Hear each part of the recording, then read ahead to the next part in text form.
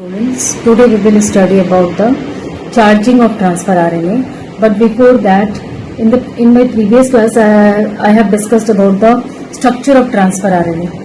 I have discussed this thing in my previous class. I hope you have understood that structure of what is the structure of transfer RNA, how many arms are there, and why the clove leaf structure is there, two-dimensional structure.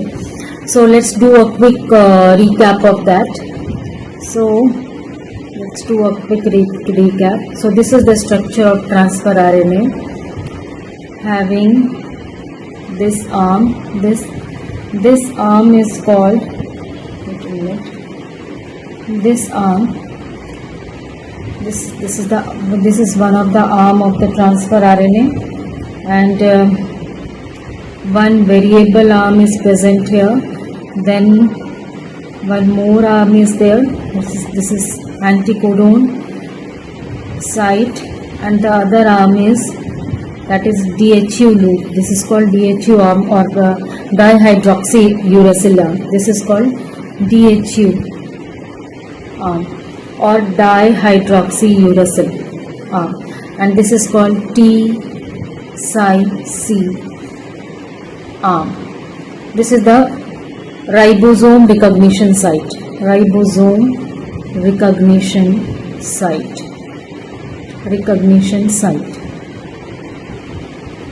And this is anticodon site.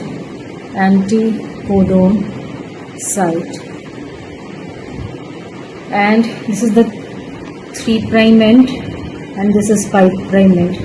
And 3' end, what is the sequence of nucleotide present here? That is the CCCA. Okay. If you will read it from the 5' end, it will be CCA. Wait a minute. I will write it again. CCA.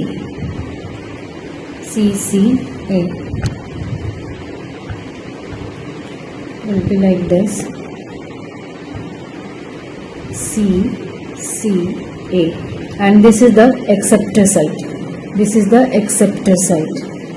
Acceptor site where the amino acid will be attached. I have told you earlier that at the 3' end OH group is present, and with this OH group amino acid forms the bond.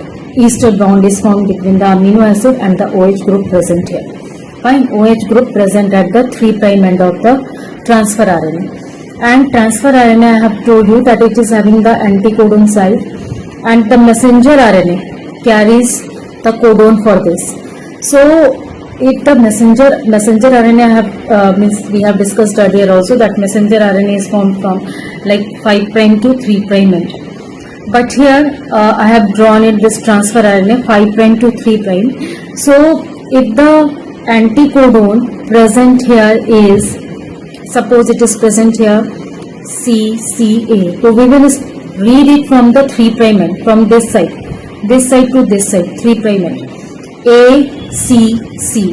This anticodon will be read like ACC, not CCA. We will be reading it like ACC from 3' end to 5' end. And for this messenger RNA will carry the codons. That is for A, U will be there, C, G will be there, and again C, G will be there. So GGU. So this is the sequence present on messenger RNA, GGU. And for this, the anticodon is ACC. It will be read from the 3' end to 5' end. Fine. So this we have discussed in my previous class. That is the structure of transfer RNA. Today we will understand the charging.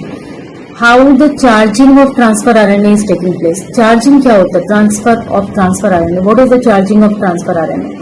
Actually, transfer RNA is responsible for bringing amino acids from the cytoplasm. ये क्या करता है? Amino acid को लेके आता है cytoplasm से. Because 20 amino acids are present in the cytoplasm for the synthesis of protein. Protein synthesis कहाँ होती है? That synthesis is taking place in the ribosomes. So protein synthesis के लिए कौन रिस्पॉन्सिबल है? We have studied this. Protein के लिए responsible है ribosomes.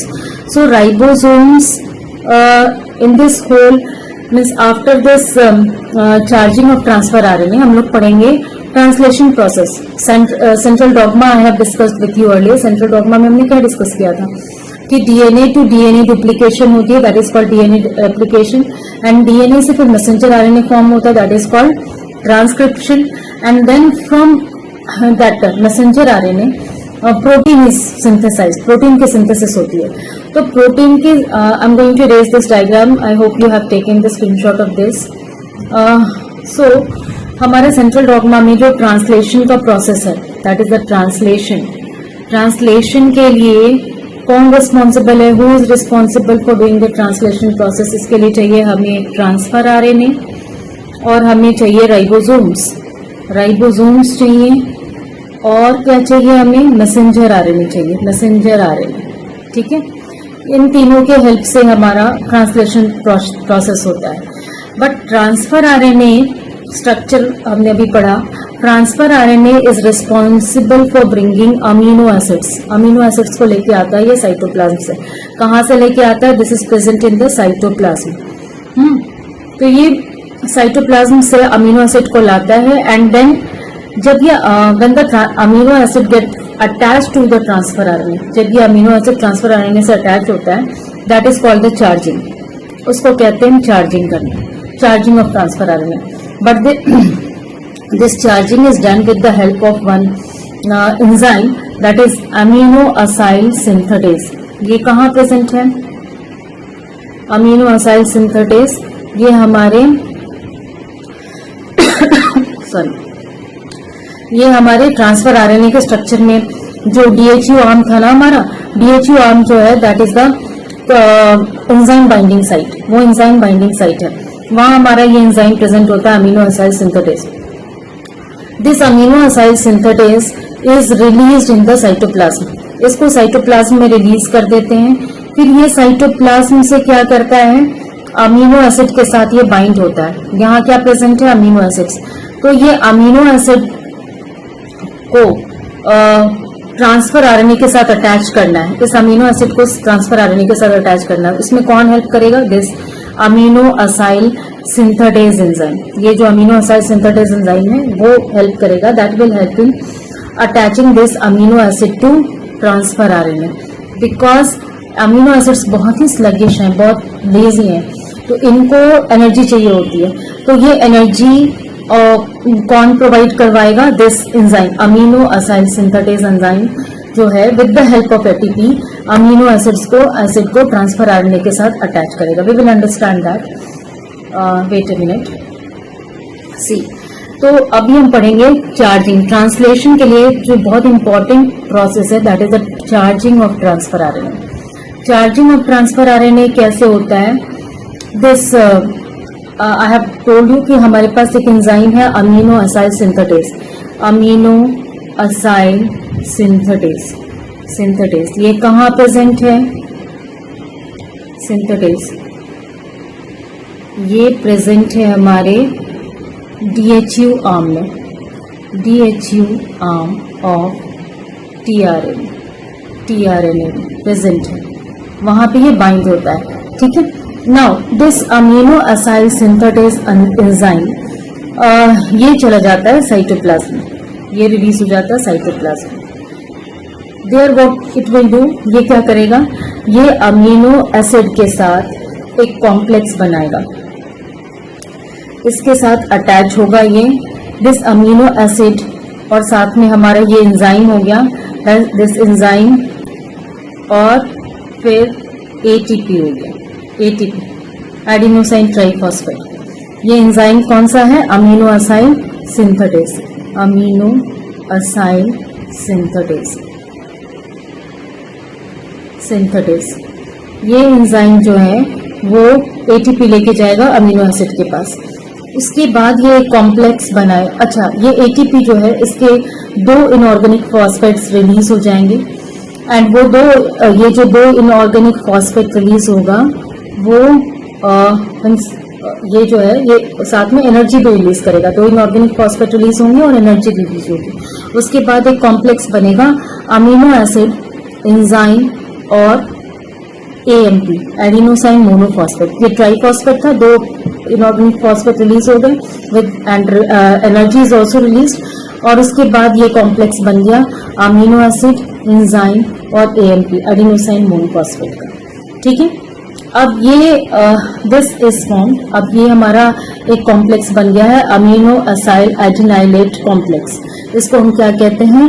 This complex is called amino acyl adenylate complex, adenylate complex. ठीक है, अब इस कॉम्प्लेक्स के साथ टीआरएनए, ये जो कॉम्प्लेक्स है ये टीआरएनए के पास जाएगा। Wait a minute, I hope you have taken the screenshot. अब ये जो हमारा ए अमीनो एसिड है, एंजाइम है, और ये इनके बीच में एक बॉन्ड फॉर्म हो गया है और एएमपी है। इनके इसके साथ ये किसके पास जा रहा है? ये टीआरएनए के पास, ट्रांसफर आरएनए के पास। अब ये अमीनो एसिड जो है वो ट्रांसफर आरएनए के साथ अटैच हो जाएगा। ट्रांसफर आरएनए के साथ क्या अटैच हो जाएगा? Amino acid. ये जो एंजाइम है that is amino acid synthesis, that will bring this amino acid to transfer RNA, and with this transfer RNA amino acid will be attached और ये एंजाइम फिर रिलीज हो जाएगा और साथ में एएमपी भी रिलीज हो जाएगा। Then again it will combine with the two inorganic phosphate to form the ATP. ये सब एंजाइम उसके बाद सेपरेट हो गया, एएमपी भी सेपरेट हो गया और ये बन गया that is the charging of transfer RNA हो गया। ट्रांसफर आरएनए के साथ अमीनो एसिड अटैच हो गया। This is called charging. So charging of transfer RNA is done in this way, in this way. तो हमारा ट्रांसफर आरएनए जो है, ये जो हमारा ट्रांसफर आरएनए है लाइक दिस,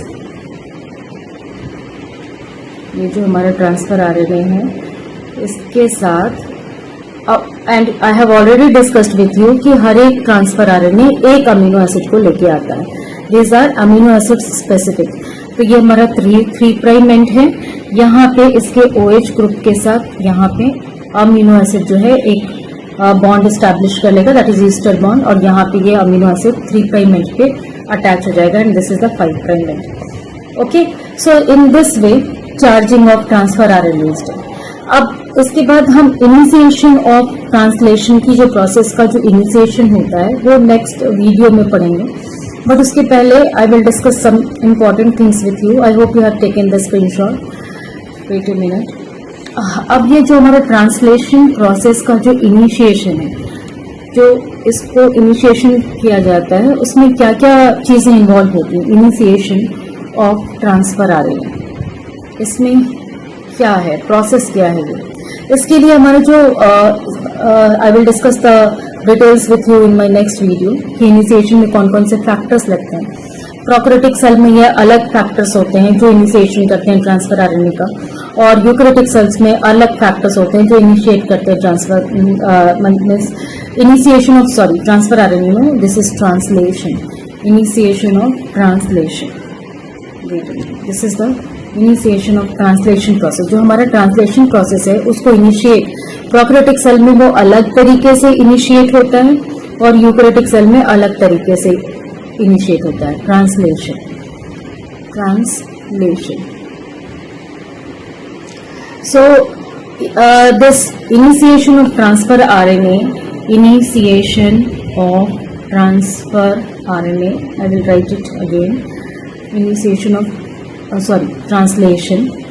इनिशिएशन जो होता है ट्रांसलेशन का, वो उसमें क्या क्या चीजें इन्वॉल्व होती हैं? इस प्रोसेस में इन्वॉल्व होता है हमारा इनिशिएशन फैक्टर, जो प्रोकैरियोटिक सेल और यूकैरियोटिक सेल के अलग अलग होते हैं। इनिशिएशन फैक्टर्स होते हैं। फिर मैसेंजर आरएनए की इन्वॉल्वमेंट होती है, और किसकी इन्वॉल्वमेंट होती है? राइबोसोम्स की।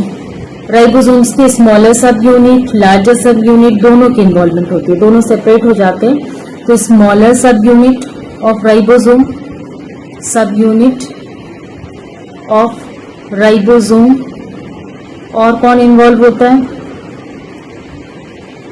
Most important, transfer RNA with specific amino acid, transfer RNA with amino acid, specific amino acid, और larger sub unit of ribosome. ये सारी चीजें मिलके इनिशिएट करती हैं ट्रांसलेशन के प्रोसेस को। लार्जेस्ट सब यूनिट ऑफ राइबोसोम, इसको हम डिस्कस करेंगे डिटेल में, but I will give you one introduction of this ribosome. Okay, so these are required for the initiation of translation. अब इसको अगर हम डायग्रामेटिकली देखें, I hope you have taken the screenshot, तो ये कैसे होगा कि हमारा सपोज की प्रोकैरियोटिक सेल है, प्रोकैरियोटिक सेल और अगर हमारा यूकैरियोटिक सेल है, दोनों में अलग अलग मीन्स अलग अलग क्यों है, क्योंकि राइबोसोम्स प्रोकैरियोटिक सेल में 70S होता है और यूकैरियोटिक सेल में 80S होता है। यूकैरियोटिक सेल तो हमारे प्रोकैरियोटिक सेल में ये 30S, हमारा कौन सा राइबोसोम होता है 70S, तो इसका स्मॉलर सब यूनिट हो जाएगा हमारा 30S और इसके साथ अटैच हो जाता है हमारा मैसेंजर आरएनए।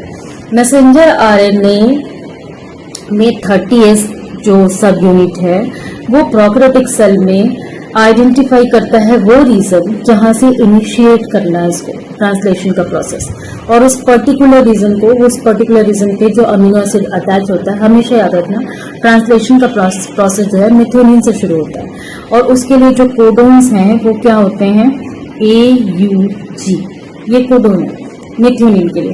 तो ये इस इनिशिएशन कोडोन को आइडेंटिफाई करेगा हमारा स्मॉलर सब यूनिट, और इस पर्टिकुलर जो प्लेस है जहां पे ये मेथियोनिन प्रेजेंट है उसको प्रोकैरियोटिक सेल के केस में हम कहते हैं शाइन टेलीग्राम। और हमारा जो यूकैरियोटिक सेल है उसमें भी हमारे इनिशिएशन कोडोन्स होते हैं, दैट इज AUG मेथियोनिन।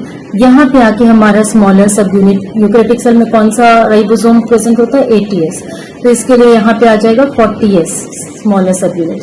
और इस पर्टिकुलर एरिया को जहाँ पे हमारा इनिशिएशन कोडोन प्रेजेंट है दैट इज मेथियोनिन, इसको हम इस केस में कहते हैं कैप रीजन। इस रीजन को आइडेंटिफाई करके हमारा 40S स्मॉलर सब यूनिट आके अटैच हो गया। अब इसके बाद नेक्स्ट आएगा हमारा ट्रांसफर आरएनए यहाँ पे आएगा और इस पर्टिकुलर एरिया पे वो अटैच हो जाता है। पहले हमारा मैसेंजर आरएनए है 5 प्राइम टू 3 प्राइम में, 5 प्राइम टू 3 प्राइम में। इसके साथ कौन सा सब यूनिट अटैच हुआ राइबोसोम का, प्रोकैरियोटिक सेल है तो 30S और यूकैरियोटिक सेल है तो 40S। अच्छा, 30S जो प्रोकैरियोटिक सेल है वो यहाँ पे जो हमारा इनिशिएशन कोडोन है उस वाले रीजन को कहते हैं शाइन टेलीग्राम, और हमारा जो यूकैरियोटिक सेल है वहां पे जो इनिशिएशन कोडोन जहां प्रेजेंट है उस रीजन को कहते हैं कैप रीजन। तो 30S के यूकैरियोटिक सेल में यहाँ शाइन टेलीग्राम वाले रीजन से अटैच हो गया। 40S is attach to the cap region in eukaryotic cell. उसके बाद फिर यहाँ आके हमारा ट्रांसफर आरएनए अटैच हो जाएगा एंड देन हमारा लार्जेस्ट सब यूनिट अटैच होगा प्रोकैरियोटिक सेल में भी और यूकैरियोटिक सेल में भी। फाइन, तो प्रोकैरियोटिक सेल में जो हमारा लार्जेस्ट सब यूनिट है दैट इज 50S और हमारा जो यूकैरियोटिक सेल है इसमें जो लार्जेस्ट सब यूनिट है दैट इज 60S। तो इस तरीके से इनिशिएट होता है ट्रांसलेशन का प्रोसेस। अभी इसमें और भी डिटेल्स हैं जो हम नेक्स्ट क्लास में पढ़ेंगे। आई hope you have understood till now.